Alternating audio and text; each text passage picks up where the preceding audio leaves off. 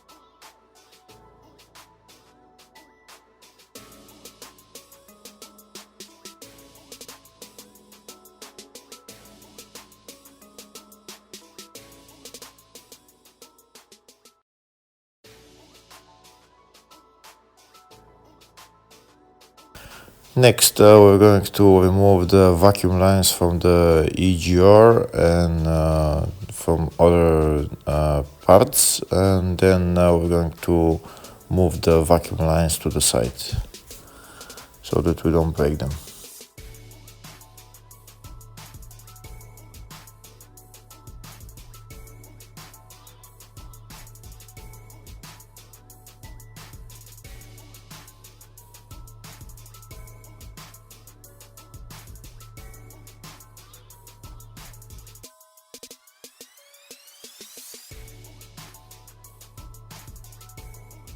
We're also going to remove the EGR solenoid valve, which is right there.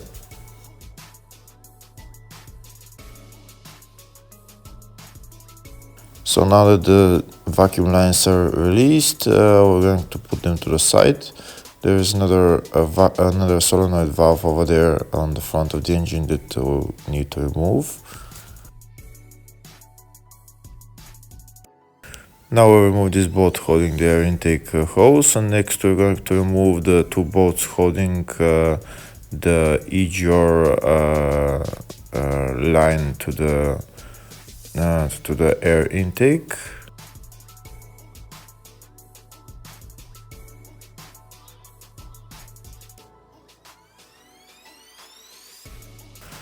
Now that we've removed the EGR line, there is a seal over there that we need to remove, a gasket, and now we can take out the air intake pipe.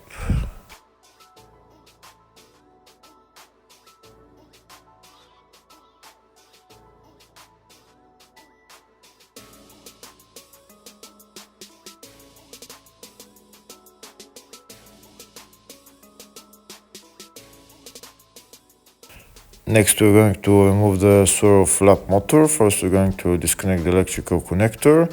There is also on the back this, I don't know what it's called, kind of like a stick that opens the swirl flaps. And also there is 3 bolts as well.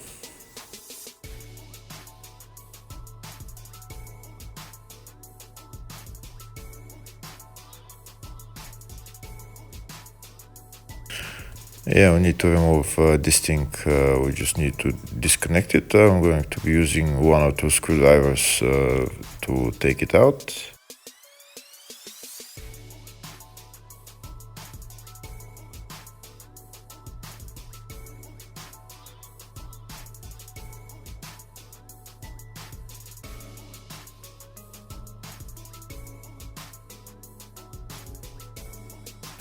and the swirl flap motor is out.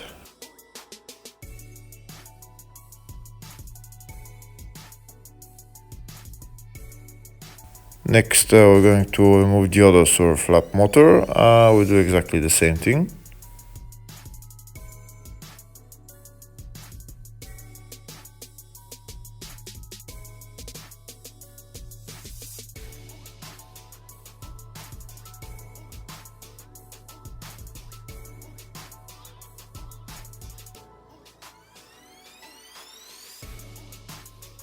Next, we're going to remove the heat shield for the turbo. It's held by two Torx bolts, and then we lift it out.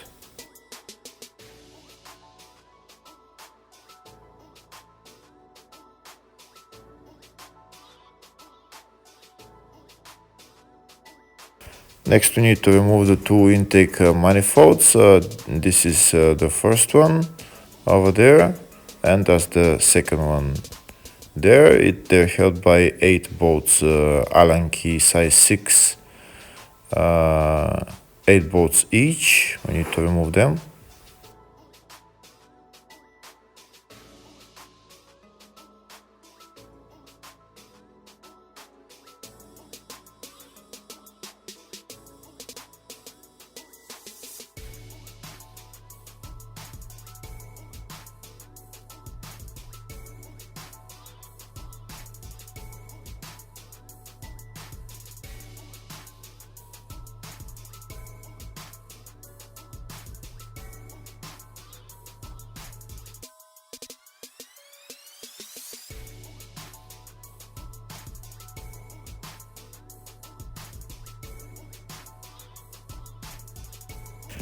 Before being able to remove this left intake manifold, first this coolant line is on the way, so there is a bolt, it's like a banjo bolt, which is down there that we need to remove. In order to get, we don't need to remove it, we only need to get it loose so that the coolant line gets loose. And when the coolant line gets loose, we'll be able to push it a little bit to the side so that we can remove the intake manifold. There is not much space to remove it, but when you push a little bit the intake manifold to the side and with a long extension, you'll be able to get it eventually. And when you get it, now you see how it gets, how the coolant line becomes loose so that we can remove the intake manifold. That's enough space to remove the intake manifold.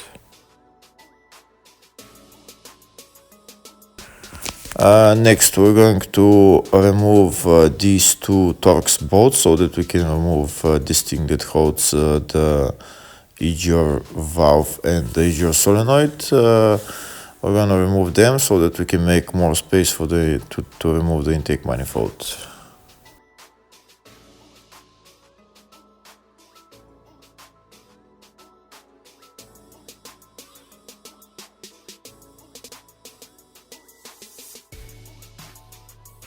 Now that everything is removed, we can take out the intake manifold. We'll try and push the manifold to the back and take it out from the back.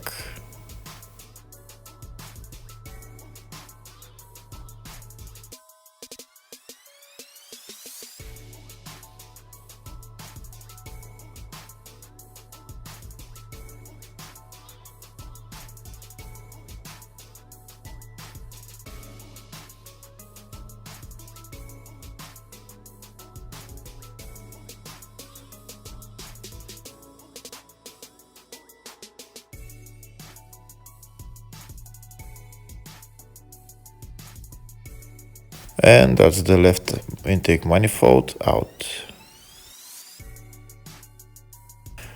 Next, we're going to put a cloth on over the cylinder head so that no contamination gets into the cylinders.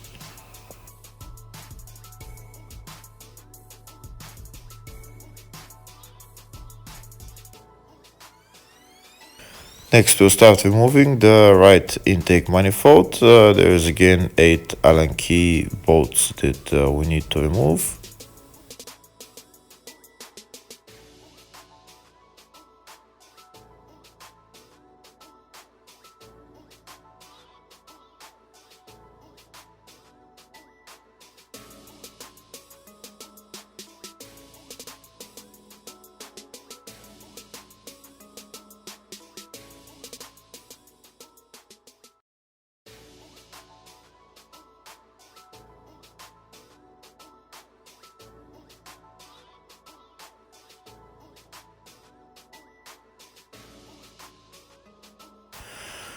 Here on this side of the intake manifold, there is still again another, that's this time an oil line that is in the way, so we need to loosen this bungee bolt right there in order to get this oil line loose.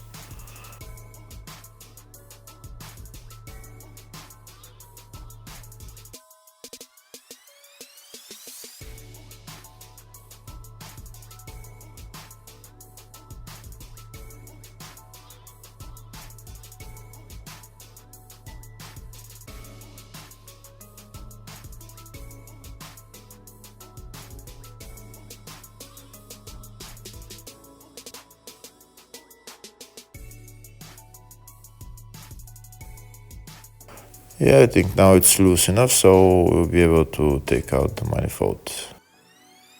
Next, we'll remove this thing that holds the engine cover.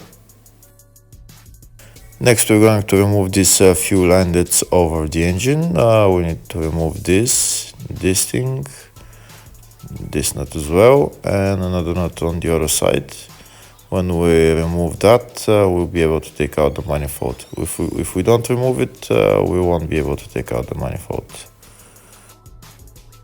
We could have taken out the fuel line even before we removed the left manifold, but we managed to remove the manifold without removing it, or without removing the fuel line, so now we need to remove it definitely.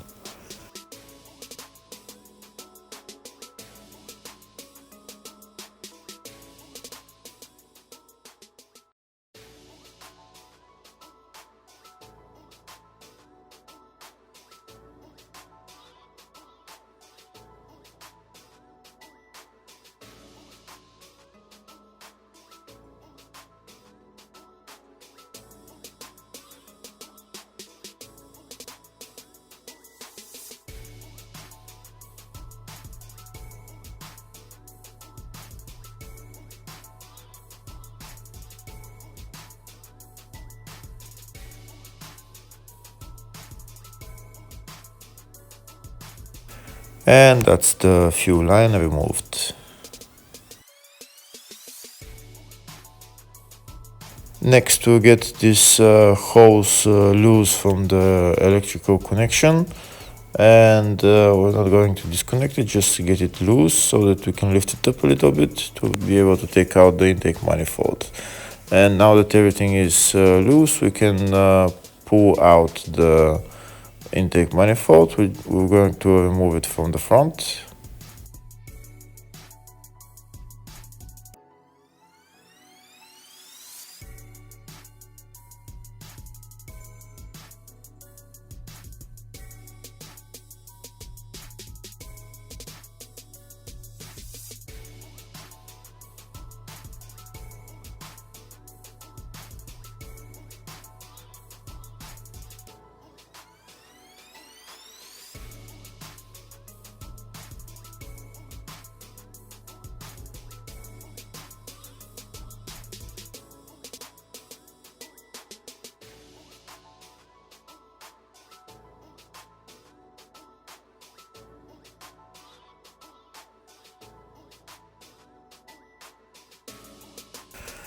And that's the right intake manifold out. Next, we're going to put a cloth on the cylinder head to be able to keep it from contamination. Next, we need to remove this part of the e-gear valve. This part, the solenoid part of the valve, it's held by two bolts which are M10 that we need to remove. First, we're going to remove the bottom bolt, and then we're going to remove the top bolt.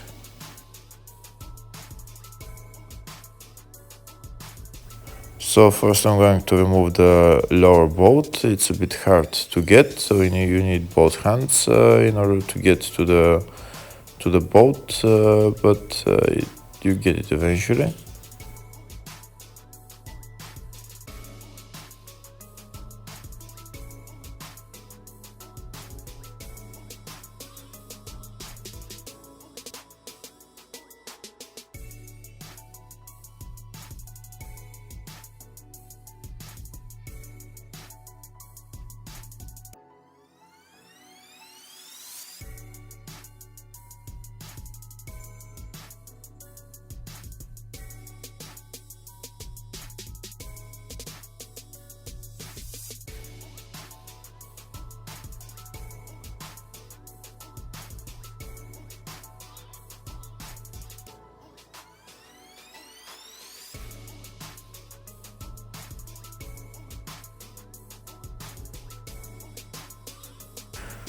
And that's the lower bolt out. This is the tool that I'm using, a short M10 long extension, and this bending tool as well, so that we can get to it.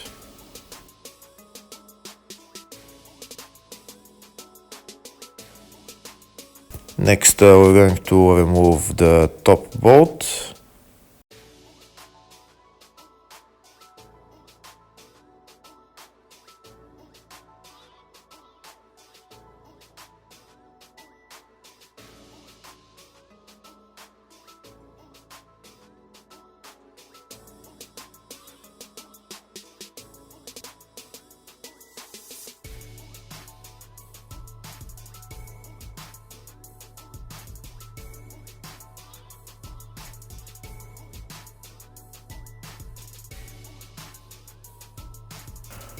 Once we remove the bolt, there is a gasket behind this e-gear valve, and we can take out the e-gear valve.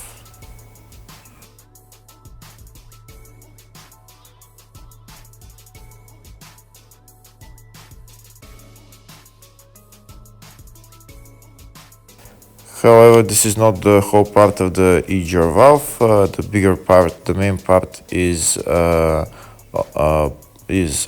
onto the e-gear cooler. So next we're going to remove the e-gear cooler along with the e-gear valve. First we need to remove those two bolts for this air hose.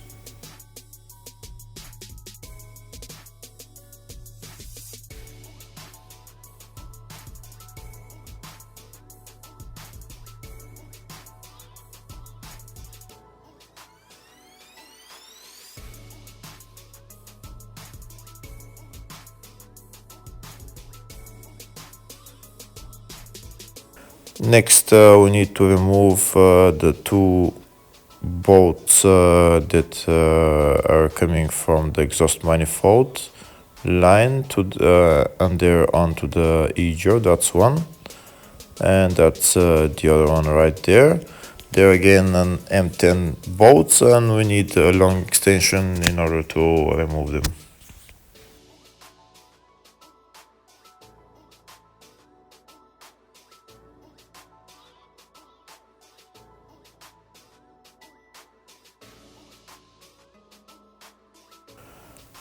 And that's the first bolt removed. Next we're going to remove the second bolt. Again, we need a long extension and maybe a bending ratchet so that it's much easier.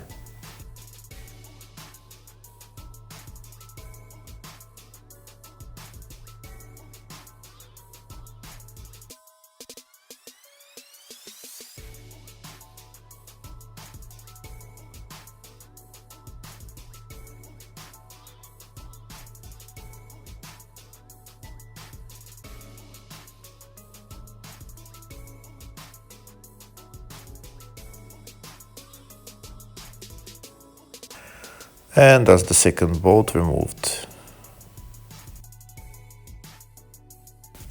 Next, we're going to remove the coolant lines on the AGR cooler. We're going to remove the brackets and then remove the coolant lines.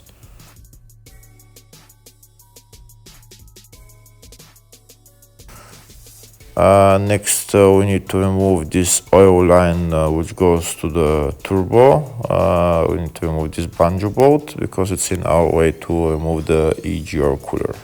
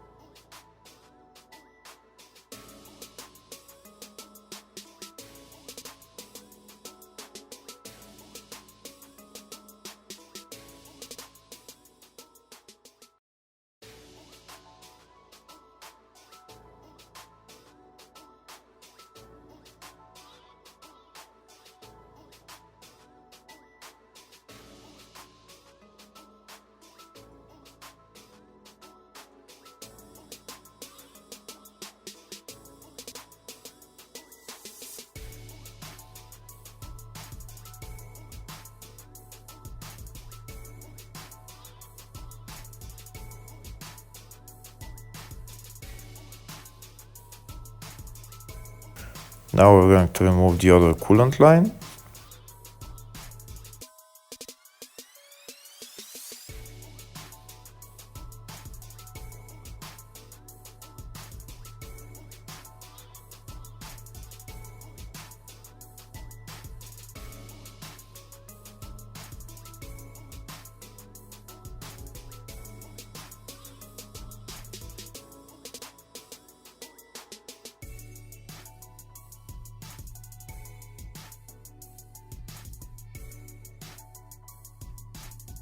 There is another coolant line that we need to remove. It's on the bottom of the EGR cooler, and it's right there. We can see the bracket over there. It's 7mm socket that we need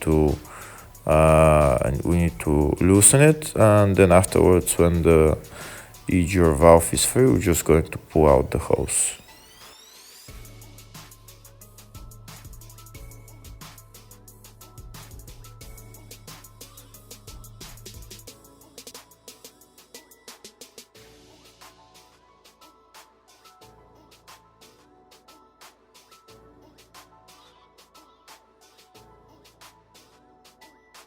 Next, we'll start removing the EGR cooler along with the EGR valve. First, we're going to remove 4 bolts. They're Allen key size 6. That's the one over there. And the other one is on the other side, right there. And there's 2 on the other side of the EGR cooler. And the bolts are, one of them is right there and the other one is on the other side.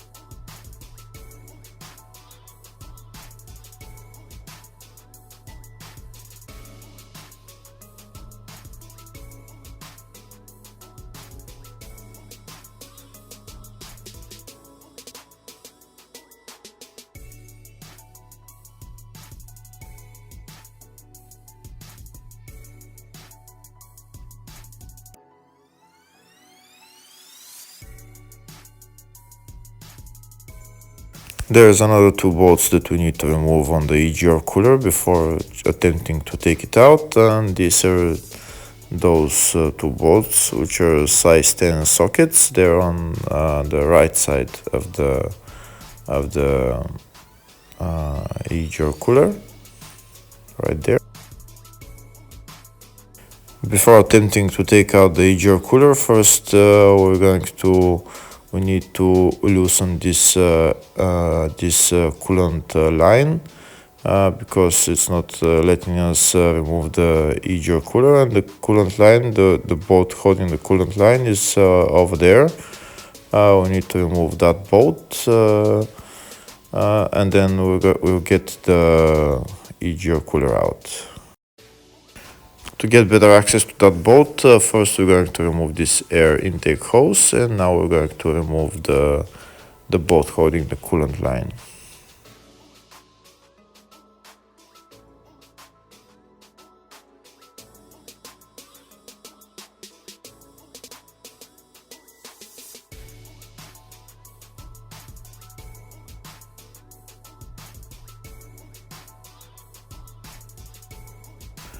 Now that everything that's in our way is removed, now we can take out the EGR cooler and the EGR valve.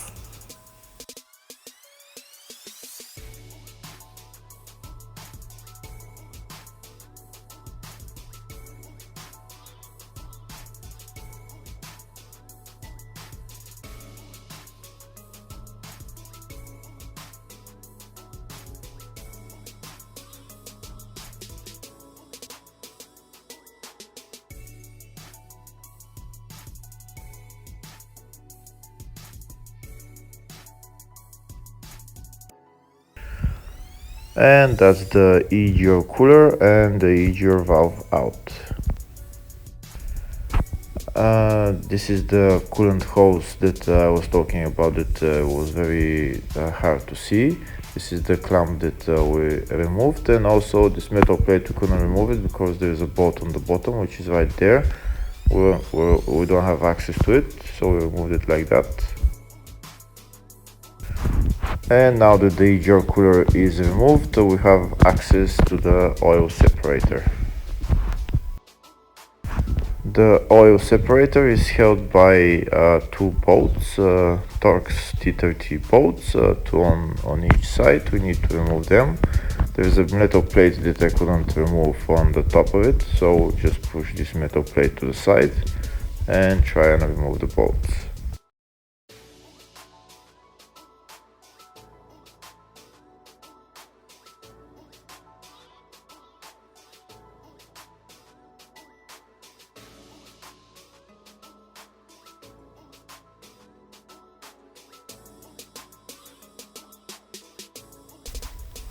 There's also this air intake hose that we need to remove as well. We need to remove the clamp and pull out the air intake hose.